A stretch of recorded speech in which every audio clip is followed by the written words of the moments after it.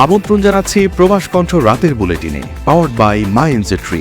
শুরুতেই জানাবো আজকের প্রধান শিরোনামগুলো। বিমানবন্দর ও প্রবেশপথগুলোতে নিরাপত্তা জোরদারের নির্দেশ মালয়েশিয়ার রাজার। মালয়েশিয়ায় ইসরায়েলের রপ্তানি সন্দেহে কন্টেইনার আটক। এবং মালয়েশিয়ার উপ অর্থমন্ত্রীর সঙ্গে বাংলাদেশ হাই কমিশনারের বৈঠক। দেখছিলেন শিরোনাম, এবার বিস্তারিত। আপনিও কি আপনার নেক্সট ট্রিপ প্ল্যান করছেন? তাহলে আপনার জন্যই মাই এনজেট্রি, যেখানে এয়ার টিকেটস এবং হোটেল সব পাওয়া যাবে এক প্ল্যাটফর্মে, with a very affordable fares and endless options.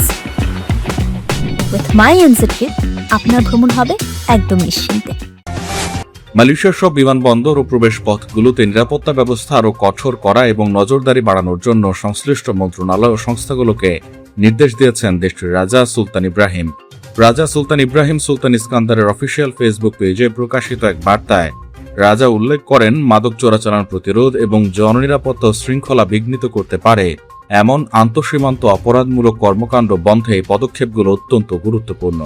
রাজা আরও বলেন, আরও কার্যকর আইন প্রয়োগে, সার্বক্ষণিক পর্যবেক্ষণ এবং সংশ্লিষ্ট সব সংস্থার মধ্যে ঘনিষ্ঠ সহযোগিতার মাধ্যমে দেশের প্রবেশপথগুলো নিরাপত্তা সর্বদা শক্তিশালী রাখতে হবে। রাজধানীর ইস্তানা বুকিত তুংকুতে প্রধানমন্ত্রী দাতুশ্রী আনোয়ার ইব্রাহিম রাজার সাথে সাক্ষাৎ করার পর এই বার্তাটি দেয়া হয়। এরপর প্রধানমন্ত্রী আনোয়ার ইব্রাহিম নিজেও তার সোশ্যাল মিডিয়া পোস্টে বিষয়টি উল্লেখ করেন। তিনি জানান, রাজা নির্দেশ দিয়েছেন দেশের বিমানবন্দর সহ সকল প্রবেশ পথে যাতে করে আরও কার্যকর নজরদারি চালানো হয়। সাম্প্রতিক সময়ে কুয়ালালামপুর আন্তর্জাতিক বিমানবন্দর সহ দেশটির প্রবেশ এবং প্রস্থান পথগুলোকে টার্গেট করে মাদক চোরাচালান ভয়াবহ আকারে বৃদ্ধি পেয়েছে। এমনকি গত বছরের তুলনায় কুয়ালালামপুর বিমানবন্দর দিয়ে মাদক চোরাচালানের হার অন্তত 6 গুণ বেড়েছে বলে জানিয়েছে দেশটির পুলিশ। মালয়েশিয়ায় থাকেন, আন্তর্জাতিক কর্মপরিবেশে স্মার্ট ও সফল ক্যারিয়ার করতে প্রস্তুত, তবে আপনাকে খুঁজছে প্রাণ মালয়েশিয়া। সমগ্র মালয়েশিয়া জুড়ে বিভিন্ন পদে আপনি হতে পারেন আমাদের পরবর্তী টিম মেম্বার। আপডেটেড সিভি সহ হোয়াটসঅ্যাপ করুন এই নম্বরে। মালয়েশিয়ার জোহর রাজ্যের একটি বন্দর থেকে ইসরায়েলের রপ্তানির উদ্দেশ্যে রাখা হয়েছে এমন সন্দেহে একটি পণ্যবাহী কন্টেইনার জব্দ করেছে দেশটির সীমান্ত নিয়ন্ত্রণ ও সুরক্ষা সংস্থা AKPS। শুক্রবার জোহরের তানজুং পেলিপাস বন্দর থেকে কন্টেইনারটি শনাক্ত আটক করা হয়। শনিবার দেয়া এক বিবৃতিতে AKPS জানিয়েছে, প্রাথমিক পরীক্ষার ভিত্তিতে সন্দেহ করা হচ্ছে চালানটি কাস্টমস আদেশ 2023-এর দ্বিতীয় তফসিলের 15 নম্বর ধারা লঙ্ঘন করেছে। মালয়েশিয়া সরকারের নীতি ও নির্দেশনা অনুযায়ী ইসরায়েলে প্রত্যক্ষ বা পরোক্ষ যে কোনো পণ্য রপ্তানি সম্পূর্ণ নিষিদ্ধ। সংস্থাটি আরও জানায়, পণ্যগুলোর ধরন, স্পেসিফিকেশন এবং ব্যবহারের উদ্দেশ্য ও শ্রেণীবিন্যাস যাচাই করতে সংশ্লিষ্ট অন্যান্য কর্তৃপক্ষ ও সংস্থার সাথে যৌথ তদন্ত চালানো হচ্ছে। আটককৃত পণ্যগুলো স্ট্র্যাটেজিক ট্রেড অ্যাক্ট 2010-এর সহযোগী আইনের নিয়ন্ত্রিত কৌশলগত পণ্যের আওতাভুক্ত কিনা তা খতিয়ে দেখা হচ্ছে।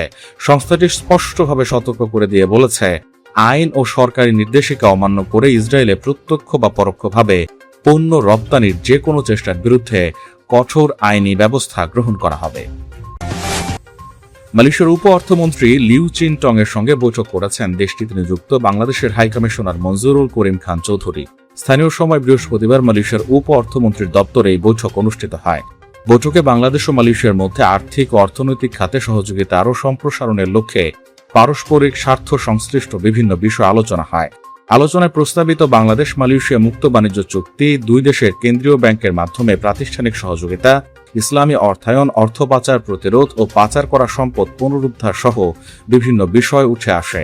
এছাড়া মালয়েশিয়া থেকে দেশে ফিরে যাওয়া বাংলাদেশি শ্রমিকদের দেশটির ব্যাংকে থাকা আমানত সহজে উত্তোলনের সুযোগ, হালাল শিল্পে অর্থায়ন, নবায়নযোগ্য জ্বালানি খাতে বিনিয়োগ এবং মালয়েশিয়ার রাষ্ট্রীয় তহবিল খাজানার সঙ্গে সহযোগিতা নিয়েও আলোচনা হয়। বাংলাদেশের প্রস্তাবিত তহবিলে মালয়েশিয়ার কৌশলগত বিনিয়োগের সম্ভাবনা বৈঠকে আলোচনায় উঠে আসে। উভয় পক্ষ দ্বিপক্ষীয় অর্থনৈতিক সম্পৃক্ততা আরও বাড়ানোর উপর গুরুত্ব আরোপ করেন। পাশাপাশি পারস্পরিকভাবে লাভজনক উদ্যোগের মাধ্যমে অর্থায়ন, বিনিয়োগ ও টেকসই অর্থনৈতিক উন্নয়নে সহযোগিতা জোরদারের বিষয়ে অভিন্ন অঙ্গীকার পুনর্ব্যক্ত করেন। বৈঠকে মালয়েশিয়ার উপ অর্থমন্ত্রী বাংলাদেশ মালয়েশিয়া সম্পর্কের ধারাবাহিক অগ্রগতিকে স্বাগত জানান। আলোচনায় উঠে আসা বিভিন্ন ক্ষেত্রে দ্বিপক্ষীয় সহযোগিতা আরও সম্প্রসারণে নিজের আগ্রহের কথাও জানান তিনি।